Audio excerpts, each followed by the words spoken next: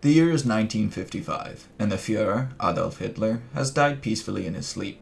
While the Reich mourns, the inner circle makes their moves. As the SS take control of Germania for the funeral ceremony, Hermann Göring and Josef Goebbels speak with the leading Wehrmacht figures about stopping the oppressive control of Himmler and his men. Tensions rise as Göring moves to secure his right as Hitler's successor, and Himmler has his men take control of the streets to secure his control of the city. The only thing stopping a direct confrontation is the funeral procession, but once that ends, it will mean civil war. Meanwhile, at the other end of the world, the Japanese are attempting a reform of their officer corps, hoping to curb the reckless nature of their field officers, which has stretched the Japanese military to its breaking point. This attempt sparks distrust within the military, and soon soldiers aren't getting their orders as officers throw them out in protest. The Japanese government is in crisis, as this mass protest coincides with attacks from the Republic of China, going for one last push to regain its land stolen by the Japanese. This attack is made worse by the mass uprisings across China, and armed communist guerrillas continue to ravage the countryside.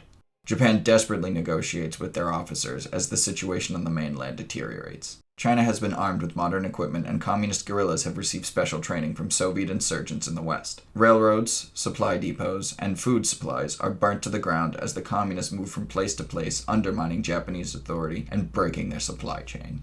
Meanwhile, as the funeral ceremony finally ends, Göring manages to escape the capital and flees to Munich to meet with the generals and declare himself Führer. Himmler gets wind of this and declares himself Führer in Germania to preempt Göring, while Goebbels and his family are rounded up by the Gestapo. The military puts its support behind Göring, and a civil war is imminent. Italy and Hungary, seeking a more moderate regime, offered support to Göring, while Romania sides with Himmler to justify an attack on Hungary to reclaim northern Transylvania. Bulgaria and Finland, territorially satisfied, stay neutral and hope the Germans will wear themselves out in the fight. France gives no response. As troops from the SS and Wehrmacht are recalled from action in the east, fighting breaks out between the units as they are en route to the fatherland, an issue compounded by a spike in Russian counterinsurgency across the eastern colonies. As the situation at the core starts to deteriorate, the edges of the empire crumble. Russia pushes back on its front, while Italian troops begin to mobilize. Göring and Himmler both refuse foreign intervention, seeing it as a sign of weakness, and demand that their allies hold off and only send material aid. Hungary and Romania begin their struggle for Transylvania, leading to a bloody war, while the Czechs of the Protectorate revolt, hoping to put an end to the deportations and save their national identity. Soon, states across the German Empire are breaking away, including Norway, Belgium, the Netherlands, and Denmark, as they realize the Reich is unable to exert itself. Trying to bring the war to a swift end, Göring and Himmler throw all their available resources into the confrontation, which devastates central Germany. The SS troops are outnumbered, but are fanatical and well-trained, and the fighting disillusions the German people, who begin to protest openly.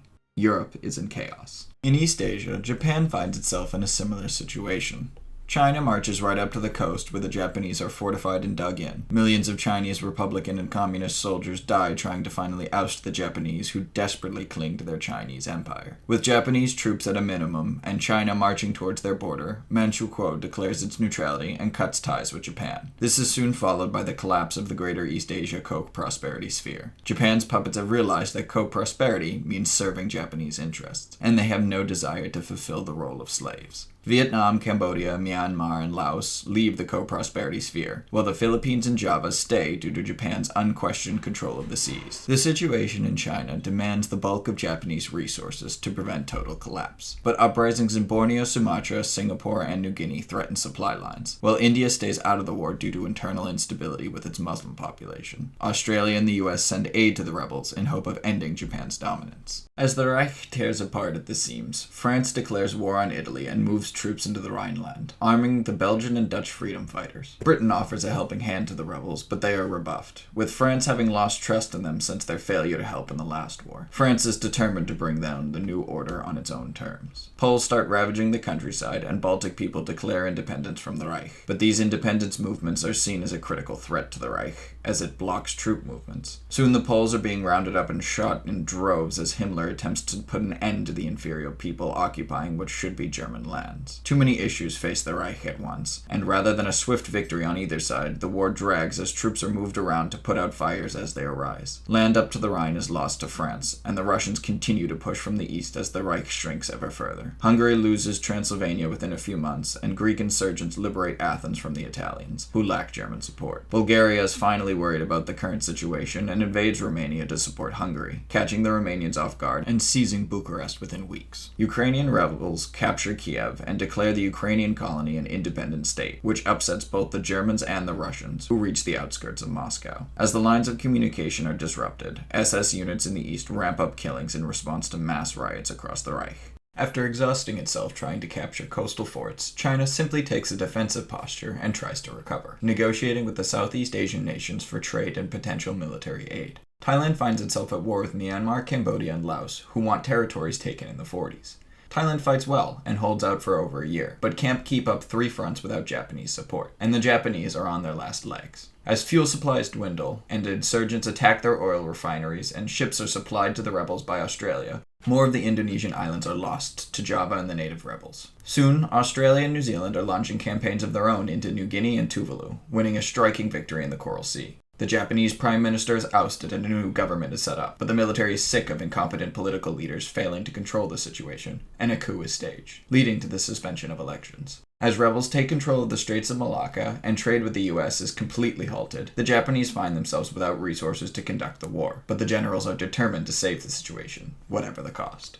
Goering is finally able to push into Germania, while Himmler flees to the east, but Himmler is assassinated by Belarusian insurgents, leaving Goering the only legitimate ruler of a crumbling empire. Trying to get a grip on the situation, he dismantles the SS and integrates them into the Wehrmacht, leading to a complete collapse of the death camp system and widespread shootings. The east is left to fend for itself as Goering tries to halt the French advance closer to home. The area between the Rhine and Elbe is torn apart by fighting, and the Germans are losing faith in the Nazis. Flag burning and riots rip across the Reich, and the Wehrmacht is unable to cope with the many demands being placed on them. Russia captures Moscow, and Zhukov makes a triumphal entrance. The Baltic people refuse to be suppressed, and Finland cuts a deal with Russia. Norway, Denmark, the Netherlands, and Belgium are all de facto independent by now, and are united in bringing down Goering. As the Russians push into lands freed by the insurgents, they start to fight each other, halting the advance from the east and allowing the Reich to focus more of its efforts against France. But in case things weren't bad enough, Goering dies of a morphine overdose, leaving the Reich leaderless. The generals of the Wehrmacht take control of the government and begin negotiations with France.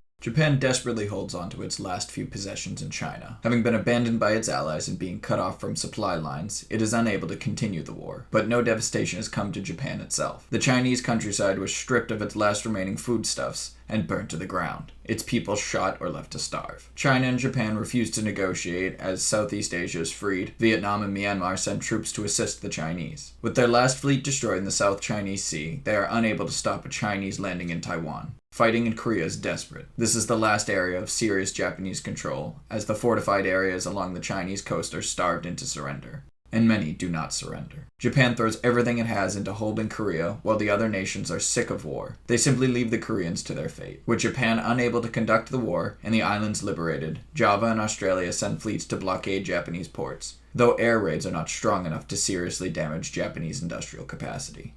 Ethiopian rebels begin to dismantle the Italian positions in East Africa, while Syria declares independence and Iraq invades Transjordan. Iran is soon at war with Uzbekistan and Afghanistan, who seek to reclaim lost territories. As order breaks down in the Mediterranean, France refuses to make peace with the Wehrmacht, and fighting continues. Out of men, resources, and will, the Germans are overrun, and France captures Germania.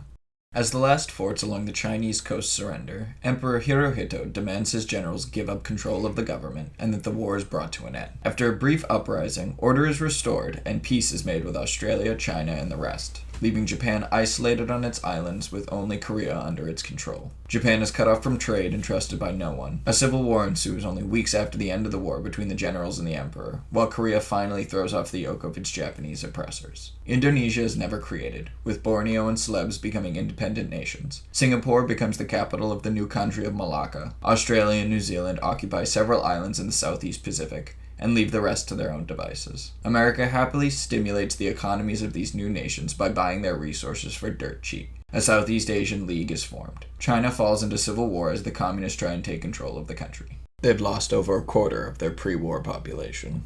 Germany is divided. Everything up to the Rhine is given to France, northern Germany up to Hamburg is given to Denmark, and the states of Brandenburg, Saxony, Thuringia, Hesse, Baden-Württemberg, Bavaria, and Austria are made into independent countries. The Sudetenland is restored to Czechoslovakia, and East Germany is given back to what's left of the Polish people. The fascist regime in Italy is overthrown after the loss of Milan and the Italian Empire crumbles. Ethiopia and Somalia gain independence and go to war. Sudan gains independence, and Transjordan is taken by Iraq. leaving only Libya and Egypt. Albania and Greece gain independence, and soon Greece and Bulgaria are at war. Croatia and Hungary come to terms with France, who is finally the power in Europe, west of the Vistula. East of the Vistula, the peoples of Europe are at war. Ukraine pushing for independence as the Baltic peoples attempt to set up their own states with French support. Russia pushes on the borders of these new nations, seeking to reform the Soviet Union. A proxy war ensues between France and Russia in Eastern Europe.